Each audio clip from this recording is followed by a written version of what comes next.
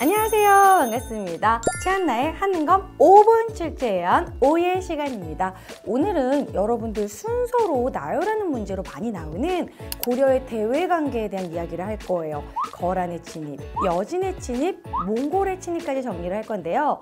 일단 먼저 거란은 고려 초부터 사이가 좋지 않았습니다. 왜냐? 거란은 발해를 멸망시킨 나라잖아요. 그런데 국호를 고려로 정하면서 고려가 결국 고구려란 뜻이거든요. 고려는 고구려랑 형제의 나라예요. 그런데 고구려의 뒤를 이은 발해를 거란이 멸망시켰으니 태조왕건이 거란은 짐승의 나라다, 막 상종을 하면 안 된다, 이런 식으로 훈요십조에 써놨어요. 그래도 거란은 고려랑 잘 지내보려고 낙타를 50마리나 보냈습니다. 그 낙타를 만보교에다 묶여가지고 말려 죽였어요. 이 정도로 나 니네 싫어, 이런 식으로 하니까 당연히 거란이 쳐들어오게 되는 거죠. 그래서 결국 우리도 거란을 대비하는 거란 대비부대 광군을 만들게 됩니다. 광군은 정종 때 만들게 돼요. 자, 거란의 1차 침입은 고려 성종 때 있었습니다. 근데 서희가 봤는데 얘네들이 싸우려고 한 것이 아니라 잠깐 시비만 걸고 교류하고 싶어서 이러는구나. 그걸 딱 간파를 하고 서희가 이렇게 말을 합니다. 나 너네랑 교류하고 싶은데 요 사이에 여진이 껴가지고 못 가는 거야. 강동 6주 땅을 주면 바로 넘어가서 너네랑 교류할게. 그래서 거란이 강동 6주 땅을 우리에게 주고 오히려 땅도 얻고 전쟁도 하지 않고 진정한 외교를 하게 됩니다. 이것이 서희의 외교 담판. 1차 침입은 서희의 외교 담판 강동 6주. 이거 꼭 기억해 주시고요. 자, 그리고 나서 2차 침입이 있는데요. 2차 침입은 큰 사건이 하나 일어났습니다. 바로 강조의 정변이라는 것인데요. 목종의 어머니였던 천추태후가 자기의 그런 사촌이었던 김치양과 불륜 관계를 맺는데 그 사이에서 이제 사생아가 나왔는데 그 아이를 왕위에 올리려고 했어요. 자, 이런 일이 벌어졌기 때문에 결국 강조가 정변을 일으키고 목종을 폐위하고 현종을 올립니다. 이 강조의 정변을 핑계로 거란이 두 번째로 2차 침입을 하게 되는데요. 이땐 좀 당했어요. 개경이 함락되고 현종이 나주까지 피란을 가게 됩니다. 자, 그리고 양규가 이 거란의 퇴각로 쪽을 쳐가지고 퇴각도 아예 못하게, 그러다가 이제 결국에는 퇴각로가 막힐까봐 거란이 이제 돌아가게 되죠. 그래서 이 2차 침입은 강조의 정변이 원인이다. 그리고 양규가 격파했다. 이걸 기억해 주시면 되고요. 자, 3차 침입은 너무너무 유명한 강감찬의 귀주 대첩이죠. 소배합이 쳐들어왔을 때 강감찬 장군이 귀주에서 크게 이겼다. 자, 그럼 결국에는 1차, 2차, 3차 막아낸 거예요. 그리고 나서는 개성에다가는 나성을 쌓고 압록강부터 동해 도련포까지 쭉 연결된 천리장성을 쌓습니다. 다음으로는 여진의 침입이 있는데요. 자, 여진도 우리랑 그렇게 사이가 좋지는 않았습니다. 북방민족인데요. 보통 북방민족들은 말을 잘 타죠. 자, 그래서 윤관이 건의를 합니다. 우리가 자꾸 지는 건 기병이 없어서 그렇다. 기병 중심의 여진 대비 부대를 만들어야 된다. 그것이 바로 별무반입니다. 별무반은 숙종 때 만들게 되는데요. 기병으로 되어 있는 신기병, 그리고 걸어다니는 신보병, 그리고 항마군이 있습니다. 항마군은 무엇이냐면 승병이에요. 승병은 불심으로, 항마력으로 이긴다. 그래서 항마군입니다. 자, 이렇게 세 개의 군대로 되어 있는 이제 별무반을 만들게 됩니다. 자, 그리고 나서 윤관이 별무반을 이끌고 여진과 싸우게 되는데요. 그건 예종 때예요. 예종 때 별무반을 이끌고 가서 동북 구성을 축조를 합니다. 그러니까 여진을 몰아내고 그곳에다가 9개의 성을 쌓은 거죠. 그런데 이 동북 구성의 위치는 대략 두만강 일대로 보고 있어요. 그러니까 이제 고려에서 좀 떨어진 곳인 거죠. 그래서 우리가 좀 방비도 못하고, 그리고 여진이 간청을 해서 1년 만에 돌려주게 됩니다. 근데 왜 이런 분위기가 나타났느냐? 이 시기에 집권자가 이자겸이었어요. 이 여진은 점점 세력이 커져서 금이라는 나라를 세우게 된 거죠. 자, 그러니까 여진이 강성해져서 굳이 싸우기 싫은 거야. 왜냐면 이자겸은 최고 집권자고 돈도 많고 부와 권력을 갖고 있는데 전쟁을 일으키면 그걸 다 잃게 되니까 결국 북진 정책이 좌절되고 금과 사대를 하게 됩니다. 이러한 불만, 금하고 싸우고 싶다. 왜 북진 정책이 좌절되느냐? 이러면서 나중에 묘청 서경천돈동이 일어나는 원인이 됩니다. 이번에는 몽골의 침입인데요. 몽골의 침입이 있기 전에는 무신정변이라는 사건이 있었습니다. 점점점 문벌 귀족의 폐단이 나타나고 이 문무차별이 너무 심했어요. 그러니까 어떤 식이었냐면 왕이 문신들과 함께 막 2박 3일 막 정자에서 술 마시고 놀 때 무신들은 계속 보초만 서는 거예요. 월급도 밀리고 막 사람 대우를 안 해준 거야. 대표적인 사건이 하나 터집니다. 바로 의종이 보현원 놀이를 가게 되는데 이게 뭐냐면 보현원이라는 이러한 누각에서 이제 술 마시고 노는 거예요. 아 너무 심심하다. 오병 수바퀴 시합을 해보자. 이 수바퀴라는 건 무엇이냐면 맞짱 게임이에요. 그냥 싸우는 겁니다. 싸움 구경이 제일 재밌잖아요. 수박을 이제 하게 되는데 이때 새파란 젊은 문신인 할례가 나이가 지긋지긋 이소홍하고 이제 싸우게 되는 거죠. 그러니까 이소홍은 이거 어차피 내가 나이도 많고 내가 이길 건데 대충 하자. 이게 사람들 앞에서 뭐 하는 거냐 이러면서 대충 싸우고 할례가 제대로 싸우라고 뺨을 때린 거예요. 근데 이소홍이 딱 넘어지면서 돌계단에 머리를 찌게 되고 무신들이 와 우리한테는 되게 나이 많은 무장이고 선배인데 그런 대우를 받으니까 열이 받은 거죠. 그래서 정중부가 이따가 내가 신호 주면 싹 죽여. 그래서 결국 문신들을 싹 제거하고 의종을 쫓아내고 무신들이 정권을 잡게 됩니다. 이 사건이 바로 무신정변이죠. 자, 무신정변은 이렇게 이방, 정중부, 경대승, 이민, 최충원, 최후, 최양, 최희 이런 식으로 쭉 이어지게 됩니다. 이 시기에 바로 최후 때 몽골이 쳐들어오게 되는데요. 몽골하고는 왜 사이가 나빠졌냐면 처음엔 나쁘지 않았는데 몽골이 점점점 우리한테 무리한 조공을 요구를 하는 거예요. 그렇게 무리한 조공을 요구하던 저고여가 갑자기 의문의 죽음을 맞이하게 됩니다. 그래서 이거는 사실 역사적 미스테리예요. 정말 우리가 죽였느냐 아니면 몽골이 쳐들어오기 위해서 죽였느냐 아무도 몰라. 그러니까 몽골 입장에서는 야 니네 조공을 안 준다고 이게 사신까지 죽이면 어떡해? 이러면서 쳐들어온 게 몽골의 1차 침입입니다. 자, 연도는 1, 2, 3, 1인데요. 1차니까 1로 끝나요. 자, 어쨌든 1차 침입을 하게 되고 우리가 알아서 조공 바칠게 라고 했는데 역시나 너무나 무리한 요구를 하니까 안 되겠다. 항전을 하겠다. 그래서 최후가 강화천도를 하게 되고 그리고 나서 이제 2차 침입이 되는 거죠. 자, 몽골의 1차 침입에서는 우리가 뭐를 기억해 주시면 되냐면 박서의 귀주성 전투입니다. 이 박서인데요. 왠지 복서를 생각하면서 박서가 항전했다 이런 느낌으로 1차는 귀주성 전투, 박서의 항전 기억해 주시고요.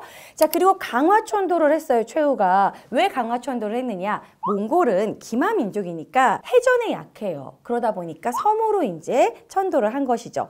강화천도를 한 뒤 2차 침입이 있습니다. 이 2차 침입에서는 반드시 알아줘야 되는 전투가 있어요. 바로 김윤우의 처인성 전투입니다.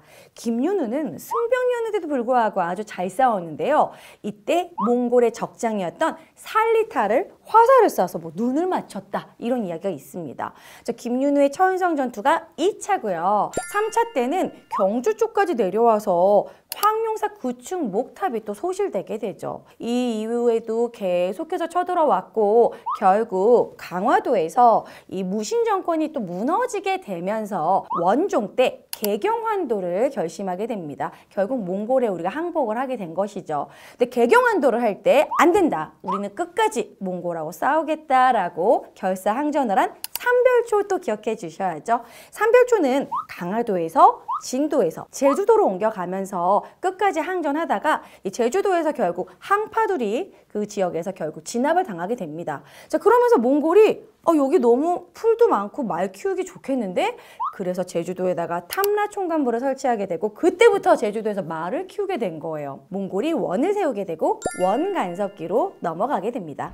이렇게 고려는 외부 침략이 많았습니다. 거란의 침입, 여진의 침입, 몽골의 침입, 거기다가 나중에는 뭐 홍건적과 왜구까지. 자, 이런 식으로 외부 침략과 관련된 부분은 순서 문제가 정말 잘 나오니까요. 여러분들 꼼꼼하게 1차, 2차, 3차 뭐 이런 식으로 정리해 주시고 실제로 어떤 식으로 문제가 나오는지 풀어보도록 하겠습니다.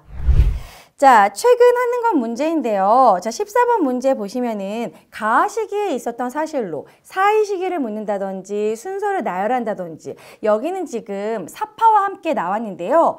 지금 보니까 이주정이 김치향과 결탁한 것 같소. 이때 천추태후와 불륜을 저질렀던 그 오빠가 김치향이어서 이름도 김치양, 남자 이름이야. 그래서 이 김치양과 결탁하고 여기 보면 강조를 개경으로 불러서 강조가 나오잖아요. 강조의 정변을 얘기하고 있는 겁니다. 자, 그러면 강조의 정변 때문에 일어난 건 2차 침입이잖아요. 가는 2차 침입이 됩니다. 왜냐면 마지막 그림에 보니까 귀주에서 외적을 크게 무찌른 강감찬과 강감찬의 귀주 대첩 3차잖아요. 아, 그러면 가는 2차 침입이고 이때 현종이 나주로 피란을 갖고 양규가 격파했다. 그거 고르면 돼요. 자, 그러면은 정답은 3번이 되겠죠. 거란이 침입하여 왕이 나주까지 피난하였다. 1번 화통도감 화포제작은 나중에 고려 말에 왜구가 쳐들어왔을 때 그때고요. 2번 신돈이 전민병정도감을 설치하려고 했다. 이거는 공민왕 때입니다. 그 다음에 4번 노비양건법은 고려 광종이죠. 5번 신기군, 신보군, 항마군 이것은 여진 대비부대 별무반과 관련이 있습니다. 자, 그래서 이렇게 3번이 되는 거예요. 우리가 순서만 알고 있으면 충분히 정답 선지를 찾을 수 있습니다. 한국사 5분 출제연 오예! 오늘은요, 한능검에서 정말 자주 나오는 빈출 주제라고 할 수 있는 흥선대원군의 정책입니다. 흥선대원군은 왕권강화책에서도 많이 나오고 통상수교 거부정책 순서로도 정말 자주 나오죠. 자, 그럼 먼저 흥선대원군의 왕권강화책 먼저 얘기하도록 하겠습니다. 흥선대원군의 아들이었던 고종이 12살에 왕위에 오르기 때문에 너무 어리잖아요. 그래서 흥선대원군이 뒤에서 섭정을 하게 됩니다. 그런데 뭐 수렴청정 요 정도 수준도 아니고 그냥 흥선대원군이 막 이것저것 개혁을 많이 해요. 좀 카리스마가 있는 인물이었거든요. 흥선대원군이 정권을 잡았을 당시에 세도 가문들의 이러한 세도 정치가 이루어지고 있었습니다. 뭐 안동김 씨, 풍양조 씨, 그쵸? 자, 그랬을 때 이 세도 가문들은 비변사를 장악하고 있었기 때문에 일단 비변사를 폐지합니다. 자, 그리고 두 번째로 왕실의 권위를 높이기 위해서 경복궁을 중건을 하는데요. 당시의 경복궁은 잘 쓰이지 않고 있었습니다. 왜냐면 임진왜란 때 경복궁이 거의 다 불탔고 제대로 손을 쓰지 못하고 있었는데 흥선대원군 때 다시 이제 보수를 하게 된 것이죠. 돈이 많이 들잖아요. 자, 그래서 당시 화폐의 100배였던 당백전을 만들게 됩니다. 근데 당백전이 실제로는 100배까지는 아니고 한 15배 정도였다라고 얘기를 하는데요. 어쨌든 당백전 때문에 좀 물가도 오르게 됩니다. 그리고 두 번째는 양반들에게 원하면 납부해라 라는 원납전이 있었는데요. 말만 그렇지 실제로는 뭐 깡패와 다름없게 강제 징수를 하게 됩니다.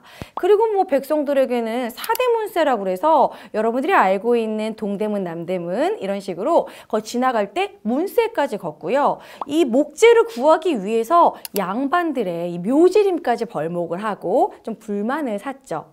자, 거기다가 흥선대원군은 삼정의 문란을 또 개혁하려고 합니다. 먼저 첫 번째는 삼정의 문란에서 가장 심각했던 건 사람들이 토지를 숨겨놓고 세금을 잘 안 내는 거예요. 이것을 은폐된 땅이다. 그래서 은결이라고 하거든요. 은결을 색출하고 세금을 제대로 걷기 위해서 토지대장인 양안을 작성하고요. 두 번째는 양반들은 평생 공부하는 선비다, 뭐 유학이다 이러면서 군포를 내지 않았어요. 심지어 군대도 안 갔단 말이에요. 그런데 양반들에게도 군포를 징수하는 호포제를 실시합니다.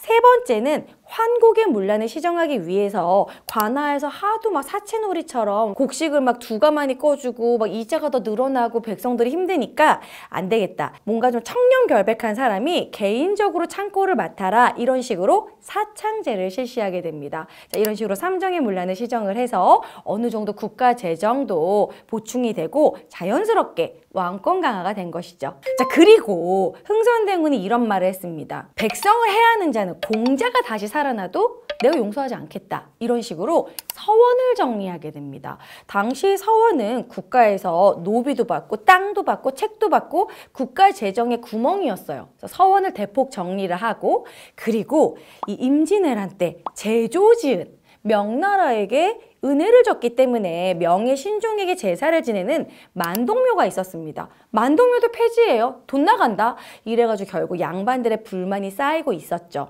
자, 그러다가 결국 고종이 20살이 넘었어요. 이러니까 고종이 20살이 넘었는데 흥선대원군 내려가라 이런 식으로 막 흥선대원군의 만행을 쭉 적은 최익현의 계유상소로 인해서 결국 흥선대원군은 1873년에 내려오게 되고 고종이 그때부터 직접 정치한다. 고종이 친정을 시작하게 됩니다. 자, 그리고 흥선대원군 하면 뭐니 해도 척화비, 통상소교 거부 정책이죠. 서양과 통교하지 않겠다. 뭐 이런 외교 정책인데요. 자, 그 일이 벌어진 데는 다 스토리가 있습니다.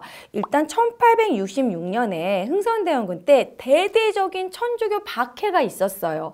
병인박해죠. 1866년 1월 병인박해가 있었는데 이때 제일 많이 처형을 당했습니다. 뭐 수천 명이 죽었다고 해요. 절두산 순교지에서 하도 목을 베어가지고 막 한강물이 막 뻘겋게 물들 정도로 많은 사람들이 죽었습니다. 이때 프랑스 선교사 9명이 처형이 되죠. 이것 때문에 이것을 빌미로 나중에 병인 양요의 원인이 돼요.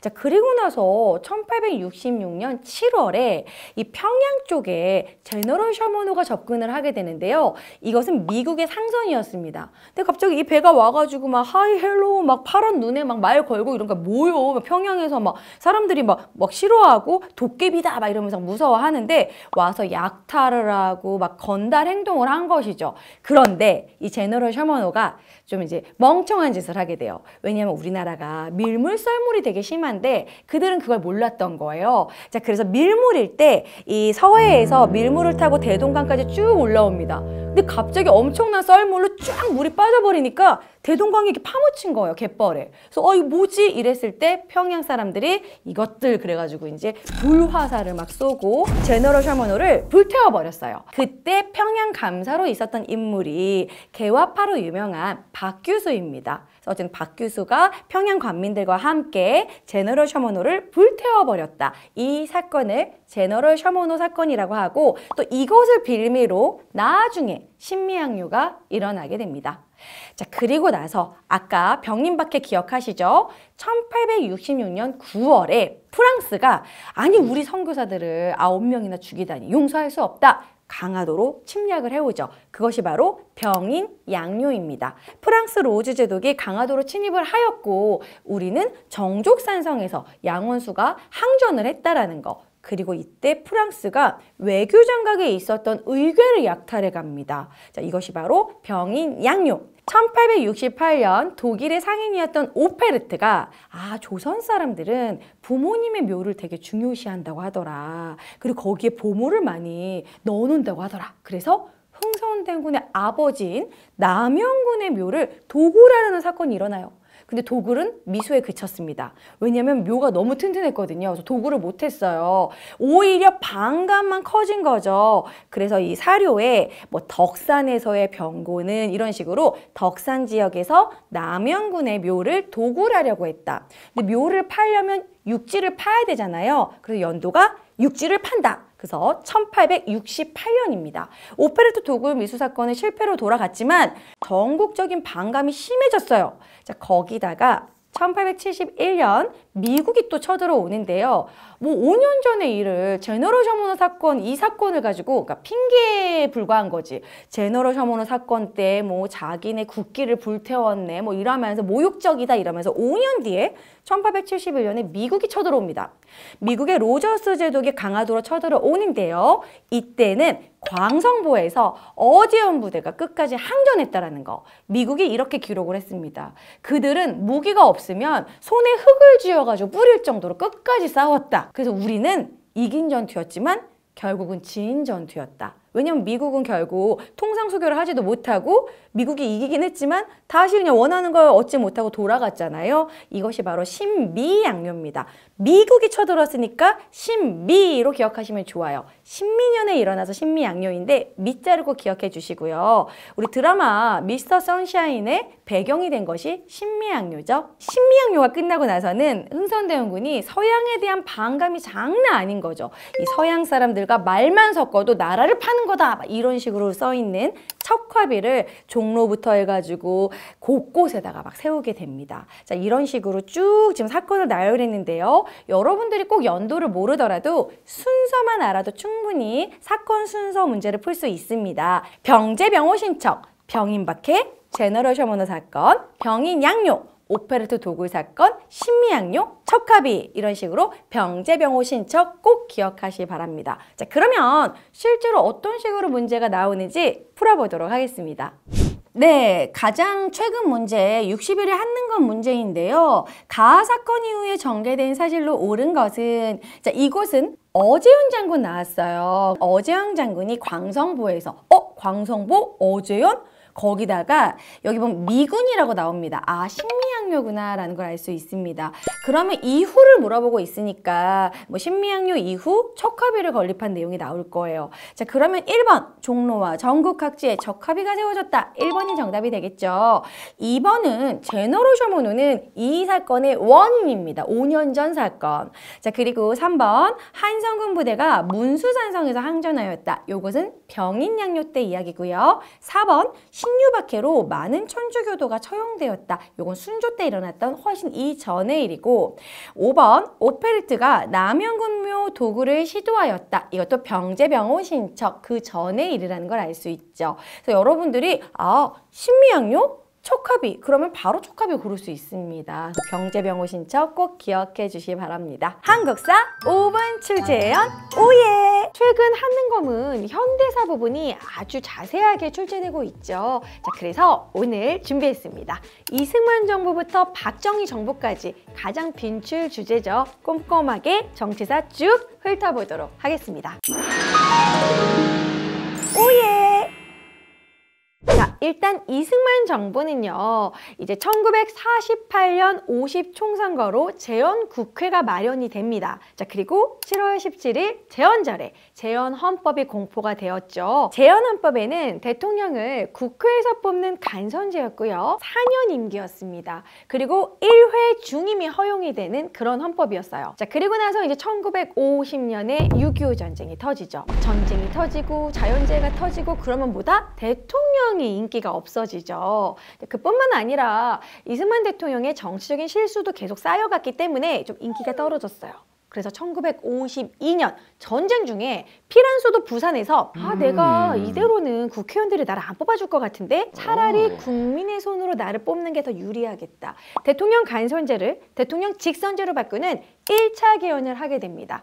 이 대통령 선거 부분만 발췌해서 바꿨다. 그래서 발췌 개헌이라고 하는 것이죠. 또 이제 대통령이 출마가 된 이승만은 이제 계속 하다 보면 이제 사람의 욕심은 끝이 없어요. 3번 하고 싶은 거예요. 3회 대통령 연속으로 하고 싶어가지고 1954년에 또 2차 개헌을 하게 됩니다. 이 초대 대통령만, 나만 초대 대통령에 한해서만 중임 제한을 철폐한다라는 내용의 4.4.5입 개헌을 시행을 하게 되는데요. 왜 4.4.5입 개헌이냐면 그때 당시 국회의원의 정조수를 넘기는 게 135.3333 소수점이었어요. 자, 그럼 결국 136명이 찬성을 해야 된다는 얘기인데 찬성이 135명이 나온 거예요. 막 그래서 어디서 수학자를 데려와가지고 0.3333이니까 4 이하는 버리고 5 이상은 반올림을 한다 막 이런 식으로 막 수학 이론을 이용해가지고 그래서 4.4.5입 개헌이라는 겁니다. 때뽀로 그냥 개헌을 한 것이죠.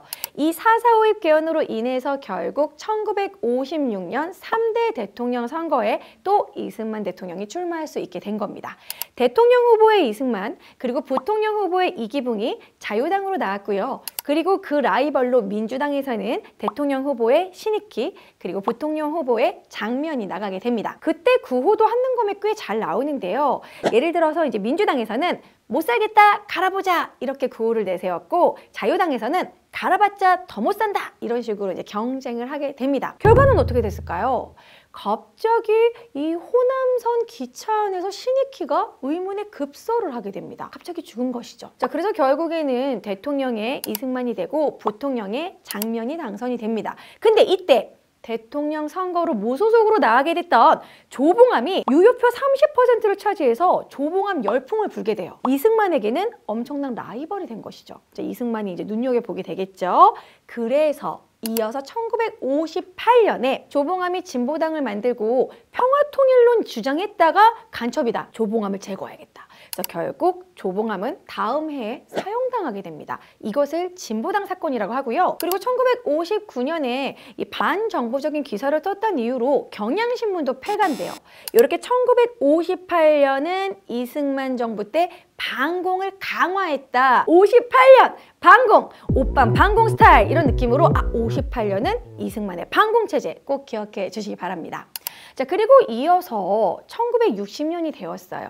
이제 4대 대통령 선거를 하는데 사실 이승만 대통령은 당선이 확정되어 있었습니다. 이제 라이벌이 없었어요. 그런데 이미 본인이 너무 늙었고 자유당 라인으로 노후를 안락하게 보내고 싶다. 이런 욕심으로 부통령의 이기붕을 당선시키기 위해서 부정선거를 자행합니다. 이미 선거운동 때부터 문제가 있었어요. 예를 들어 선거운동을 하는데 이 장면이 이제 연설을 할 때 갑자기 학생들이 거기에 연설회장이 못 가게 하기 위해서 학생들을 일요 등교를 시켜버린 거예요. 그래서 대구에서 대구 228 민주운동이 일어나기도 합니다. 이미 선거 전부터 문제가 많았어요. 그러다가 실제 선거 당일날 막 정전시켜놓고 투표함 바꿔치기 하고 3인조, 5인조 투표, 뭐 사전투표. 그래서 결국에는 실제 투표수보다 득표수가 더 많이 나와가지고 막 바꾸고 난리도 아니었습니다. 이것이 바로 3.15 부정선거예요. 3.15 부정선거에 대항하는 마산에서의 이 부정선거 반대 시위가 있었고 그때 당시 정부에서는 공산당의 소행이다 이런 식으로 보도를 했는데 갑자기 4월 11일에 눈에 최루탄이 박힌 채 김주열의 시신이 떠오릅니다. 근데 그 김주열은 그냥 고등학생, 순진한 고등학생이었던 거예요. 뭐야? 공산당의 소행이 아니잖아. 사람들이 화가 났고 그래서 결국에는 4.19 혁명으로 이어지는 것이죠. 4월 19일 경무대 시위에서 실제로 경찰들이 발포를 했고 그때 당시 중학생, 심지어 초등학생들까지 죽게 됩니다. 이건 선 넘은 거죠. 자, 그러니까 이제 이때 당시 교수들이 시국선언문을 4월 25일에 발표하게 됩니다. 이제 이 박사는 내려와라 이런 식으로 살인기 처단해라 학생들의 피해 보답해라 이승만 하야해라 라고 시국선언을 했고 결국 다음날 4월 26일에 국민이 원한다면 이렇게 말하면서 결국 이승만은 퇴진되게 됩니다. 이렇게 이승만 정부는 마무리되게 되는데요. 4.19 민주혁명은 우리나라 최초의 민주투쟁이면서 그리고 정권이 교체되고 또 헌법도 바뀌게 됐던 민주혁명이라고 할 수 있습니다. 자, 이승만이 퇴진되고 나서는 잠시 허정과도정부가 이제 이어지게 되는데요. 이 시기에 허정과도정부에서 3차 개헌을 하게 됩니다. 바로 의원 내각제죠. 이제는 대통령 독재는 지겹다. 의원 내각제로 바꾸게 되고 양원제를 실시하게 됩니다. 자, 그래서 그 다음에 일어났던 내각을 장면 내각이라고 하는 거죠. 대통령의 윤보선 그리고 국무총리의 장면이지만 장면 내각이라고 부르는 겁니다. 자, 그리고 장면 내각에서는 3.15 부정선거자들을 처벌하기 위해서 특별소급법이라고 해서 4차 개헌을 하게 되죠. 장면 내각은 채 1년도 되기 전에 두둥두둥 5.16 군사정변이 일어나게 됩니다. 자, 그러면서 이제 박정희 정부로 이어지게 되는 거죠. 근데 군인들이 왜 화가 나서 이렇게 군사정변을 일으켰을까요?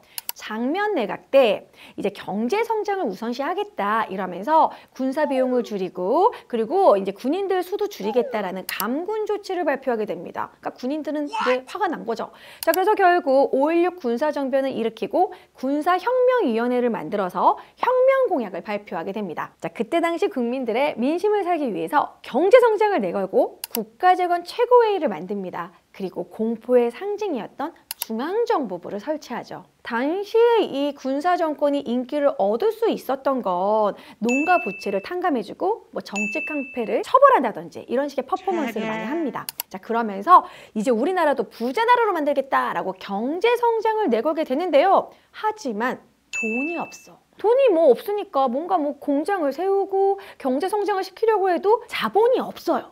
없어요. 그래서 결국 그 돈을 어디서 끌어오느냐? 일본과 미국에서 끌어오게 됩니다. 바로 한일국교 정상화를 추진하게 되는데요. 자, 김종필 오이라 각서라고 해서 뭐 3억 달러 차관, 뭐 유상차관, 그 3억 달러 무상차관 뭐 이런 식으로 정하게 돼요. 그때 당시 국내에서는 막 구류개교 반대 막 이렇게 투쟁을 하게 됩니다. 자, 그것을 모두 무마시키고 결국 1965년에 한일국교 정상화, 한일기본조약을 맺게 되죠. 흔히 한일협정이라고도 합니다. 자, 그래도 돈이 모자라요. 그래서 결국에는 베트남 파병을 한다는 조건으로 미국과 브라운 각서를 체결하게 되는데, 자, 이것은 AID 차관이라고 해가지고 개발도상국에게 오랜 기간 동안 저금리로 돈을 꿔주는 AID 차관을 도입을 하게 되고, 그때 당시 국군 장비를 현대화하게 됩니다. 자, 이런 식으로 이제 경제성장 자금을 마련했으니 경제성장을 시키면 되겠죠. 자, 그치만 사람의 욕심은 끝이 없죠. 내가 제일 대통령을 잘하는 것 같아. 3번 해야겠어. 결국 1969년에 3선 개헌을 하게 됩니다.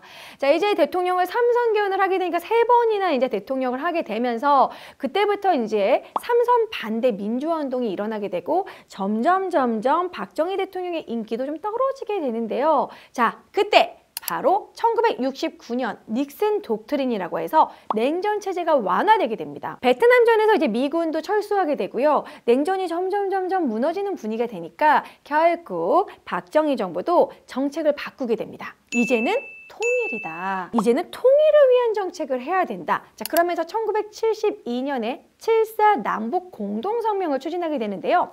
바로 통일을 위한 정책으로 자주, 평화, 민족 대단결 이것을 내걸면서 이제 통일을 추진하겠다라고 하면서 남북조절위원회를 만들게 돼요. 하지만 이것은 박정희 정부의 큰 그림, 빅픽처였다는 거죠. 왜냐하면 지금까지 통일을 위한 법은 없었다. 새로운 법이 필요하다. 바로 유신이다. 그래서 결국 1972년 10월 유신체제를 발표하게 되고 계엄령을 선포하고 국회를 해산시켜버려요. 그리고 바로 유신헌법을 12월에 발표하게 됩니다. 이 유신헌법은 진정한 입법, 행정, 사법의 독재라고 할 수 있는 게요. 예를 들어서 입법부는 국회인데 국회 해산권을 대통령이 가지며 또 국회의원의 3분의 1을 대통령이 임명합니다. 자, 그들을 유신정우회라고 그래요. 입법부는 이제 행정부를 견제할 수가 없는 거예요. 이제 행정부의 우두머리가 대통령인 거고 대법관 임명권까지 대통령이 가지고 있으니까 자, 거기다가 또 대통령이 긴급조치를 발표할 수 있었습니다. 예를 들면 3명 이상 모여가지고 정부의 비판적인 얘기를 하면 영장 없이 체포 가능. 아저씨도 술 마시다가 이제 막 정부 욕하면 조용히 사라지는 거예요. 자, 이런 일이 정말 허다했습니다. 이것이 바로 유신체제였고 입법, 행정, 사법을 아우르는 진정한 독재라고 할 수 있습니다. 그때 당시 박정희 대통령은 이것이 한국식 민주주의다. 카리스마가 필요하다라고 주장을 했지만 진정한 독재였던 것이죠. 국민들이 참지 않죠. 반유신 민주화 운동이 일어나는데요. 대표적으로 장준하의 개헌, 청원, 100만인 서명운동이 일어났고 그리고 1976년에 명동성당에서 3.1 구국선언을 하게 됩니다. 우리나라의 국시는 민주주의다. 이제 개헌을 해야 된다. 민주주의를 추구해야 된다. 이런 식으로 주장을 하게 되고 그리고 결정적인 사건이 터지게 됩니다. 바로 1979년에 YH 무역 사건이라는 일이 벌어지는데요. 자, YH 무역은 가발 공장이었는데 많은 여공들이 거기서 일을 하고 있었어요. 근데 갑자기 부도가 났어요. 근데 1년이 넘게 밀린 월급을 주지도 않고 이 여공들을 대량으로 다 해고해버린 거예요. 그러니까 여공들이 밀린 월급이라도 줘라, 해고 조치 말도 안 된다 이러면서 신민당사에서 농성을 펼치게 되는데 그때 당시 20살 김경숙 양이 죽게 돼요. 근데 실제로 정부에서는 추락사다라고 발표했지만 알고 보니 타살에 의한 죽음이라는 게 밝혀졌고 이제 막 사람들이 이제 화가 난 거죠. 자, 그리고 거기다가 신민당사에서 농성을 했기 때문에 배후에 신민당이 시킨 거 아니냐 이러면서 신민당의 대표 국회의원이었던 김영삼을 국회의원에서 제명시켜버립니다. 김영삼의 본진이었던 부산, 마산 부마항쟁이 일어나게 되는데요. 이 부마항쟁의 진압과 관련해서 그때 당시는 중앙정보부장이 김재규였거든요. 김재규 다음으로 중앙정보부장을 노리고 있었던 라이벌이었던 차지철이 박정희 대통령한테 이렇게 말을 했습니다. 캄보디아 킬링필드에서는 300만 명 죽이는 것도 일도 아닌데 우리도 공권력 투입하자. 막 군대 투입해가지고 한 100만 명 죽이는 건 일도 아니다. 이렇게 말을 했다고 하죠. 근데 중앙정보부장 김재규는 그것까지는 아닌 거야. 서로 이 진압에 대해서 의견이 달랐고 결국 10월 26일 궁정동에서 중앙정보부장 김재규에 의해 박정희 대통령이 살해됩니다. 이렇게 기나긴 유신체제는 막을 내리게 되죠. 자, 오늘은 현대사에서 정말 자주 나오는 빈출 주제 이승만 정부부터 박정희 정부까지 쭉 훑어봤습니다. 자, 그럼 관련해서 실제로 기출은 어떻게 되는지 풀어볼까요? 자, 이번 기출문제 60일의 심화 47번 문제인데요. 다음 대화에 나타난 사건 이후의 사실로 옳은 것은 3점짜리 문제였습니다. 보시면요. 당시 정부와 여당인 민주공화당이 삼성개헌을 추진하자 학생들이 반대 시위를 벌이는 모습입니다. 삼성개헌 결사반대. 이때 학생들은 거의 대학교에서 공부를 못했어요. 맨날 데모하고 민주화운동이 있었던 시기죠. 그런데 옆에 이제 할아버지가 야당인 신민당과 제야 세력도 삼성개헌 반대 범국민 투쟁위원회를 결성했다는 내용이 나옵니다. 1969년 삼성개헌을 얘기하고 있죠. 자, 삼성개헌은 6차 개헌, 63빌딩 이렇게 외워주시면 좋습니다. 자, 그럼 문제 풀어보면요. 1번 내각 책임제 형태의 정부가 출범하였다. 요건 장면 내각제죠. 2번 경향신문이 폐간되었다. 요거는 58 반공체제, 그렇죠? 그러니까 이승만 정부 때고요.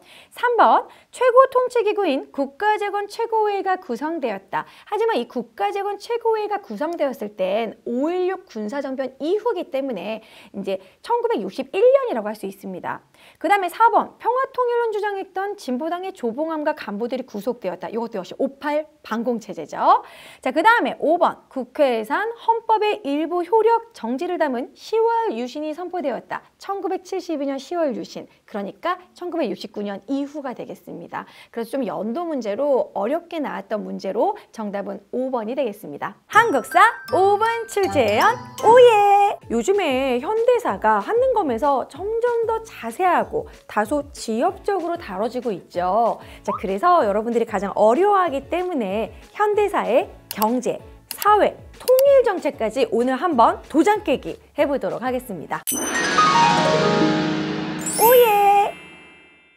자, 일단 먼저 경제정책인데요. 자, 이승만 정부 때는요. 경제정책 요거 꼭 기억하셔야 돼요. 우리나라가 50년대 너무 못 살았잖아요. 그렇기 때문에 미국이 원조를 해줍니다. 한미 원조 협정을 1948년에 맺게 되는데요. 이때 원조를 해줬던 것이 하얀색 세 가지예요. 바로 밀가루, 설탕, 면직 산업입니다. 그랬기 때문에 삼백산업이 발달했다라는 거 세 가지 흰색 꼭 기억하시고요. 그리고 1953년에 6.25 전쟁이 끝나고 나서는 한미 상호 방위 조약을 맺게 됩니다. 자, 여러분들 1948년의 원조 협정과 1953년에 한미 상호 방위 조약을 헷갈리시면 안 돼요. 원조는 어려우니까 도와주는 것이고 상호 방위 조약은 군사적으로 좀 보호를 해주겠다는 부분이기 때문에 이때부터 이제 막 용산에 주한미군 주둔하게 되고 뭐 우리나라 그 뒤로 뭐 소파협정 맺고 그렇게 됩니다. 그래서 이게 이승만 정부는 이 정도 기억하시면 좋을 것 같고요. 자, 문제는 박정희 정부인데요. 박정희 정부 때는 워낙 경제 성장을 내걸었기 때문에 그리고 19년간의 일이 있으니까 내용이 많아요. 자, 일단 첫 번째. 자, 박정희 정부가 군사정변을 일으키고 나서 내건 게 경제 공약입니다. 자, 그래서 경제 성장을 시키겠다고 했는데 돈이 없어. 우리나라는 그때 하루 벌어서 하루 살기 힘들었기 때문에 뭐 예금이라든지 돈이 없어요. 그럼 돈을 어디서 끌어오느냐? 일본과 미국에서 끌어온다. 자, 일본 같은 경우에는 이제 한일 국교 정상화를 추진을 하게 되는데요. 그것이 바로 한일 협정이죠. 그래서 한일 협정을 체결을 해서 이제 뭐 무상차관 3억, 유상차관 3억 이런 식으로 해서 3억 달러, 6억 달러를 끌어옵니다. 자, 그리고 나서 베트남 파병을 이제 조건으로 미국한테 AID 차관을 끌어오는 게 바로 1966년 브라운각서죠. 그래서 한일협정 1965년 브라운각서 이것을 통해서 일본과 미국으로부터 이제 자금을 조달받았어요. 자, 그리고 나서 그 돈을 어디다 쓰느냐? 바로 1970년대부터 경부고속도로 뚫었죠. 자, 그리고 1973년 포항제철 준공합니다. 자, 그러면서 막 영남 임해공업 발달시키고 우리가 1970년대 후반부터 이제 중화학공업에 막 열심히 열중하다가 결국 수출액 100억 달러에 달성을 합니다. 요거 한능검에서요. 수출액 100억 달러 요 사진 나오면서 정말 자주 나와요. 77 재파 터졌다. 1977년으로 기억해 주시면 좋습니다. 자, 이런 식으로 막 경제 성장을 막 하는데 그때 아무래도 빠르게 경제 성장을 하다 보니까 대기업 위주로 그리고 저임금 저고가 정책을 하게 돼요. 이것은 무엇이냐면 월급 적게 주고 농수산물 물가 오르지 않게 하겠다는 거예요. 그러면 월급을 적게 그리고 일은 많이 시키다 보니까 노동자들의 삶이 정말 힘들었습니다. 하루에 12시간을 일했다고 해요. 자, 그랬을 때 이제 큰 사건이 터지게 되죠. 자, 1970년에 전태일 분신 사건이 일어나게 됩니다. 우리는 기계가 아니다. 일요일은 쉬게 해줘라. 근로기준법을 지켜라. 이런 식으로 전태일 분신 사건은 이 노동 문제를 사람들이 많이 인식하게 하는 큰 사건이다라고 기억해 주시면 되겠고요. 저고가 정책은 농수산물 가격이 오르지 않기 위해서 국가가 어느 정도 전량 구매를 하고 그리고 저렴하게 판매하는 그런 방식을 고수를 했는데요. 그때 또 큰 사건이 터지게 됩니다. 고구마 같은 사건, 한편 고구마 사건인데요. 이거는 이제 고구마 전량을 비싸게 사주기로 이제 약속을 해놓은 다음에 갑자기 조금 깎는 거예요. 그러니까 이런 식으로는 팔 수 없다 이러면서 고구마 못 팔겠다 이러면서 고구마 다 썼고 이것에 대한 보상이 3년이 갑니다. 이것이 바로 1976년에 일어났던 한편 고구마 사건, 농민운동의 시초라고 할 수 있죠. 자, 이런 식으로 저임금, 저고가 정책도 꼭 기억해 주시고요. 그리고 박정희 정부 때는 1962년부터 경제개발 5개년 계획을 1차, 2차, 3차, 4차까지 추진을 하는데요. 1차와 2차 때는 우리나라가 워낙 가난하니까 수출 위주로 하게 됩니다. 다 노동 집약적으로 수출 위주의 경공업을 하게 돼요. 막 가발, 신발, 의류 막 그러면서 막 재봉틀질 많이 했었죠. 자, 그러다가 이제 70년 중반을 넘어서게 되면 중화학공업 위주로 하게 되면서 막 제철, 조선, 자동차 이런 거 팔게 되면서 어느 정도 좀 돈을 벌게 됩니다. 자, 이러다 보니까 도시에 공장이 많이 세워지게 되고 사람들이 도시로 이촌 향도 현상이 일어나게 되겠죠. 도시화가 되면 무슨 문제가 생기냐면 인구가 너무 많은 거예요. 그러니까 어떻게 돼요? 도시 재개발을 하게 되고 이 재개발 사업 중에 일어났던 큰 사건이 1971년 광주 대단지 사건입니다. 너희들 경기도 광주에 가면 뭐 일자리도 있고 집도 다 지어놨어. 가봤더니 상하수도 시설조차 없는 거야. 화장실도 제대로 없는 거야. 그러니까 화가 나지. 이래가지고 막 농성을 했던 사건이 광주 대단지 사건이고요. 자, 그리고 도시는 발전하는 것에 비해서 농촌은 너무 낙후화되잖아요. 그래서 농촌 생활 환경을 개선하겠다라는 새아침이 열렸네. 그 새마을 운동이 1970년대부터 일어납니다. 처음에는 농촌에서 시작됐지만 전국으로 확대되면서 그때 한창 새마을 운동 붐이었죠. 자, 이렇게 박정희 정부는 요 정도까지 경제 정책을 좀 기억해 주시면 될 것 같아요. 자, 이제 전두환 정부인데요. 전두환 정부 때는 이때 거품 경제라고 해서 우리나라 경제 성장이 막 올라갈 때입니다. 88 올림픽을 개최했을 때 막 한강의 기적이다 사람들이 막 그랬거든요. 전두환 정부 때는 진짜 막 우리 경제 성장에 거품이 꼈던 시기, 막 갑자기 잘 살게 됐던 시기예요. 뭘 해도 잘 됐던 시기입니다. 바로 삼저호황 시기인데요. 꼭 기억하셔야 돼요. 저유가, 저달러, 저금리. 그러니까 이제 무슨 사업을 해도 잘 됐던 거죠. 자, 그리고 그 시기에 바로 최저임금법도 제정했다는 거 꼭 기억하시기 바랍니다. 자, 김영삼 정부는요. 1993년 금융실명제 정말 시험에 잘 나옵니다. 금융실명제라는 건 통장을 만들 때 꼭 본인 명의로 만드는 거 너무나 당연한 이야기지만 그땐 그게 아니었어요. 그러니까 얼마나 뇌물이 판쳤겠어요. 자, 그래서 이런 뇌물수수 문제를 해결하기 위해서 금융실명제를 실시하게 됩니다. 자, 그리고 1996년에 바로 경제협력개발기구 OECD에 가입해서 우리도 선진국이다 막 이러면서 현수막 걸고 너무 기뻐했는데 바로 다음 해 1997년 외환위기. IMF에 우리가 구제금융 요청을 하게 되고 한창 힘들 때였죠. 그때 저도 막 거의 용돈 못 받고 암울한 시기였어요. 자, 그리고 나서 이제 1997년에 이런 식의 문제가 터지게 되고요. 김영삼 정부와 관련해서는 경제정책 조금 어려운 게 나올 때가 있습니다. 아무래도 외환위기로 인해서 노동자들의 문제들이 막 불거지게 되죠. 이때 바로 전국 민주 노동조합 촌연맹 민노총이라고 하는 것이 이때 김영삼 정부 때 만들어졌다라는 거 선지에 좀 어렵게 자주 출연하기 때문에 꼭 알아두시기 바랍니다. 자, 그렇다면 김영삼 정부에 이어서 김대중 정부 때는 IMF를 해결을 해야겠죠. 자, 그래서 금모으기 운동을 하게 됩니다. 한능검에서 금모으기 운동 사진 정말 자주 나오거든요. 아, 그럼 김대중 정부 때 금모으기 운동 기억하시면 되고 전 국민이 노력한 끝에 이 IMF 위기를 빠르게 극복을 하게 됩니다. 자, 그리고 이때 노사정위원회가 출범하게 되는데요. 노동자 그리고 사용자, 정치인들이 모여가지고 회의를 한 겁니다. 이때 정해지게 된 것은요, 노동시장의 유연화인데요. 말은 좋지만 노동시장의 유연화라는 건 계약직, 쉽게 뽑고 또 쉽게 자르겠다는 부분입니다. 그래서 이때부터 계약직이 되게 많아지게 되면서 현재의 계약직 문제를 가져오게 되죠. 자, 그리고 이 김대중 정부 때는 국민기초생활보장법이라고 해서 복지와 관련된 그런 정책을 많이 했다라는 거 알아두시기 바랍니다. 그리고 노무현 정부로 넘어오게 되면은요, 자, 국가와 국가 간의 프리트레이드, 관세를 낮추거나 관세를 아예 없애버리는 FTA를 체결을 하게 됩니다. 한칠레 FTA를 체결하게 되고요. 한미 FTA를 체결까지 합니다. 한미 FTA는 여러분들이 좀 어려울 수 있는데 이 노무현 정부 때는 체결만 하고요. 그리고 이제 이명박 정부로 넘어가서 이제 비준 발효를 하게 됩니다. 하지만 한능검에서는 체결까지만 나오기 때문에 한칠레, 한미 FTA는 노무현 정부 때 체결했다. 이렇게 기억하시면 되겠고요.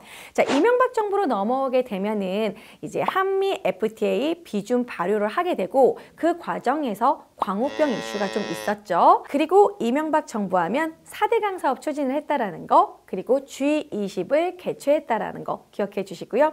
자, 그리고 박근혜 정부로 넘어오게 되면 그때 당시는 뭐 시진핑과 만나가지고 이렇게 악수하는 그런 사진이 출제된 적이 있거든요. 한중 FTA를 체결했다라는 거 기억하시면 되겠습니다. 자, 이번에는 사회정책인데요. 보통 사회정책은 교육 부분에서 꽤 많이 나옵니다. 자, 일단 우리가 광복 이후에는 미군정 시기였죠. 아무래도 미국한테 영향을 받을 수밖에 없습니다. 자, 미국식 민주주의 교육이라고 해서 633 학제가 도입이 되었고 지금도 유지되고 있죠. 자, 그리고 1950년대 6.25가 터지고 정말 힘든 과정 속에서도 우리의 교육열은 그치지 않았습니다. 초등 의무교육제를 시행을 해서 어떤 어린이들이라도 초등학교를 가야 한다. 저 초등학교를 가게 되었고, 자, 그리고 나서 이제 1960년대부터 70년대 박정희 정부 때인데요.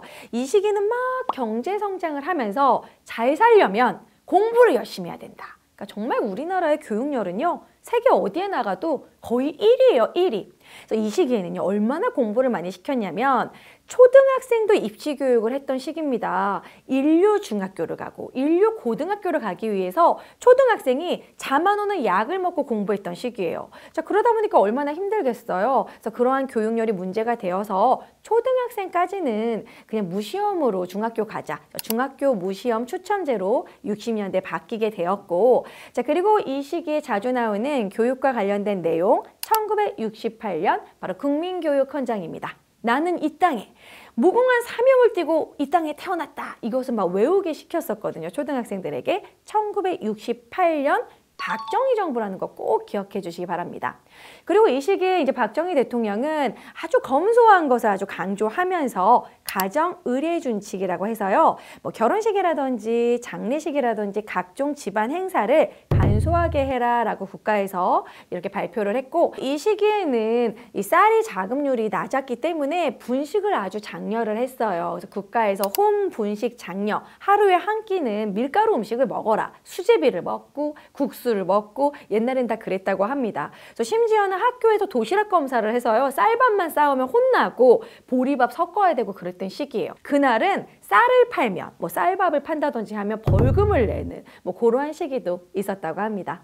자, 그리고 전두환 정부 시기는 중학교 의무교육을 최초로 시행하기 시작하고요. 그리고 좀 교육을 바꿔보자. 대학을 쉽게 들어가서 졸업을 좀 어렵게 해보자라는 좀 약간 서구식으로 바꾸려고 했는데, 실제로는 또 양질의 교수진이 부족했기 때문에 이제 실시하다가 좀 중단을 하게 됩니다. 자, 그때 당시는 좀 교육열을 낮춰보자. 사교육 열풍을 좀 낮춰보자라고 했기 때문에 가외금지도 실시하게 됩니다. 자, 그리고 또 전두환 정부 때는 한창 놀게 했던 시기죠. 정치에 관심 갖지만 막 3S 정책 이러면서 해외여행을 자유화했기 때문에 막 많은 사람들이 막 허세를 부리면서 해외여행을 가고, 이때는 또 통금도 금지시킵니다. 밤에 막 놀아라 막 이러면서 한창 막 밤문화가 유행을 하게 되고, 프로야구, 프로축구가 출범했던 시기가 바로 80년대라고 할 수 있습니다. 자, 그리고 1990년대 김영삼 정부 때는요, 역사 바로 세우기의 일환으로 이제 광복 50주년이다. 이래서 1995년에 바로 경복궁 앞에 서 있던 조선총독부 와르르, 그 사진이 한능검에 나올 때도 있어요. 조선총독부 건물을 해체했다라는 거. 자, 그리고 사실 국민학교라는 명칭은 일왕의 국민이다라는 다소 굴욕적인 뜻이었거든요. 1996년에 국민학교를 초등학교로 개칭하게 됩니다. 자, 그때 당시에 IMF 이런 외환위기로 인해서 이제 지하철, 막 서울역 이런 곳에 이제 노숙자들이 발생을 하게 되고 좀 각종 사회 혼란이 나타났고요. 자, 그리고 김영삼 정부 때 드디어 지방자치제를 전면 실시하게 됐다라는 것도 아주 중요합니다. 자, 2000년 밀레니엄 새천년이 시작이 되었죠. 김대중 정부 때는 중학교 무상 의무 교육을 본격화했고요. 이 시기의 키워드는 복지입니다. 그래서 막 국가인권위원회도 만들어서 인권을 중시했고요. 여성부도 신설해서 뭐 양성평등을 추구하겠다, 뭐 이런 식의 복지 키워드는 2000년대 김대중 정부 때가 많다라는 거. 네, 노무현 정부로 넘어가 보도록 하겠습니다. 과거사 정리 사업을 추진을 하게 되는데요. 우리가 과거에 말을 차마 못했던 문제들, 그때 제주 4.3 사건을 국가에서 최초로 사과를 하게 됩니다. 제주 4.3 사건은 정말 안타까운 사건인데요. 이 사건은 요즘에도 제주 4.3 특별법이 계속 개정안이 나타나고 있기 때문에 자주 출제되고 있는 이슈와 관련된 문제입니다. 그래서 여러분들 꼭 기억하시기 바라고요. 자, 그리고 이제 이명박 정부로 넘어가면 이명박 정부는 좀 경제성장 부분에서 실용주의를 표방을 했다라는 거. 자, 그리고 이 시기에는 아무래도 좀 영어 교육을 강화했던 추세가 있었고요. 박근혜 정부로 넘어오게 되면 국정농단으로 인해서 탄핵됐다라는 거. 그래서 별로 뭐 사회적인 정책은 없었고, 자, 그리고 이제 문재인 정부로 넘어오게 되면 문재인 정부 때는 판문점 선언이 있었잖아요. 자, 그래서 복지와 그리고 이런 남북 평화를 중요시하는 그런 식의 사회 정책을 했다라는 거 기억하시면 되겠습니다. 자, 이승만 정부 때는 통일 정책을 추진할 수가 없죠. 6.25 전쟁 끝나고 막 반공 정책, 북진 통일 막 이렇게 주장했기 때문에 통일의 통자도 못 꺼냈습니다. 이때 진보당의 조봉암이 평화 통일론 한번 주장했다가 간첩이다 이래가지고 사형당했던 시기죠. 그래서 뭐 통일 정책이 없다라고 볼 수 있고요. 자, 그리고 나서 이제 박정희 정부로 넘어가게 되는데 이 박정희 정부 때는 이제 사실 통일 정책을 추진할 때 큰 그림을 그리게 됩니다. 바로 좀 평화 모드를 만들기 위해서 이산가족은 좀 만나게 해줘야 되지 않겠느냐라고 1971년에 남북 접시자 회담이 먼저 있었고요. 그리고 나서 1972년 7.4 남북 공동성명을 하게 되는데 이건 뭐냐면 남북한이 앞으로 통일에 대해서 자주적으로 평화적으로, 민족 대단결적으로 한번 추진해보자라고 서로 문서를 주고받은 겁니다. 자, 그러면서 어떤 식으로 통일을 할지 좀 조절하도록 하자. 그래서 남북조절위원회를 만들게 되죠.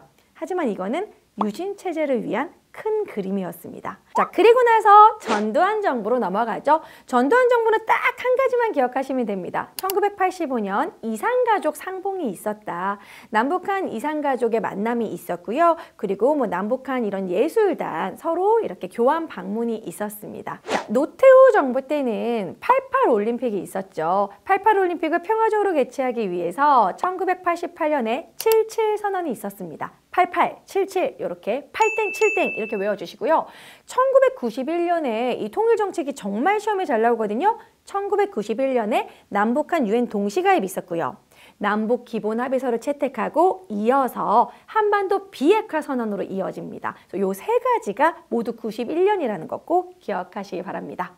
자, 그리고 2000년에는 남북 정상이 드디어 만나게 되죠. 이러한 평화 모드를 만들게 된 건 김대중의 햇볕 정책이라고 하는데요. 정주영 회장이 자금을 많이 대줬습니다. 정주영 회장이 이제 북한에 소떼 방북이라고 해서 1001마리를 보내죠. 내가 북에서 나올 때 가출할 때 소 한 마리를 팔아서 가출했다. 내가 1000마리를 이자로 쳐서 갚겠다. 와, 완전 멋지죠, 플렉스. 자, 그래서 이제 1001마리 소떼 방북하고 북한이 기분이 좋아졌어. 그래가지고 결국 금강산 관광이 1998년부터 해로로 시작이 됩니다.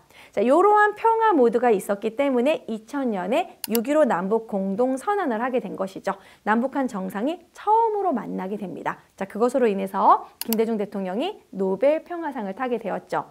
이 6.15 남북 공동선언에서는 개성공단을 열고 그리고 경의선을 이렇게 연결하자라고 합니다. 그렇지만 개성공단 착공식과 실제 이 경의선 연결식은 노무현 정부로 이어진다라는 거 기억해 주시고요. 자, 노무현 정부는 또 이어서 바로 남북 정상회담을 육로로 이제 가서 하게 됩니다. 자, 이것을 14 남북 공동선언이라고 하는데 2007년에 이루어지게 됩니다. 자, 오늘은 현대사회, 경제, 사회, 통일 정책까지 모두 알아봤습니다. 자, 그럼 실제로 한능검에서는 어떻게 기출되는지 문제 한번 풀어볼까요? 네, 그럼 문제 한번 풀어보겠습니다. 최근 어려웠다라는 그 62회 심화 45번 문제인데요. 다음 정부 시기에 볼 수 있는 모습으로 가장 적절한 것은 그러면서 사진 자료가 많이 나옵니다. 포항제철 착공식, 제1차 석유파동, 수출 100억 불. 포항제철은 1973년에 착공했고요. 자, 그리고 제1차 석유파동 같은 경우에는 1973년. 자, 그리고 100억 불 수출 달성은 1977년입니다. 자, 모두 70년대라는 걸 알 수 있어요. 박정희 정부죠. 자, 그러면 1번은 최저임금법 제정으로 최저임금 심의하는 의원, 이것은 전두환 정부 때죠. 2번 금융실명제는 바로 김영삼 정부 때. 3번 한칠레 자유무역협정, 바로 노무현 정부 때죠. 4번 전국 민주 노동조합 총연맹, 이런 식으로 나온다는 거죠. 요 민노총은 김영삼 정부 때. 5번 정부의 도시정책에 반발해서 시위를 하는 광주 대단지 사건, 1971년 박정희 정부라는 겁니다. 자, 그렇게 해서 정답은 5번이 돼요. 그러니까 여러분들이 좀 지역적인 경제, 사회 뭐 이런 식의 사건을 알아야지만 풀 수 있는 문제였습니다. 자, 오늘은 이렇게 각 정부별 경제, 사회, 통일 정책까지 다양한 내용을 알아봤습니다. 여러분들 좀 어려우실 수 있어요. 자세한 내용은 유튜브 에듀윌 한국사에 한능검 심화 강의를 제가 쫙 올려놨기 때문에 여러분들 다시 한번 강의 들으시면서 열공하시고요. 다음 오이의 시간에 만나요. 안녕! 에듀윌 합격 패스.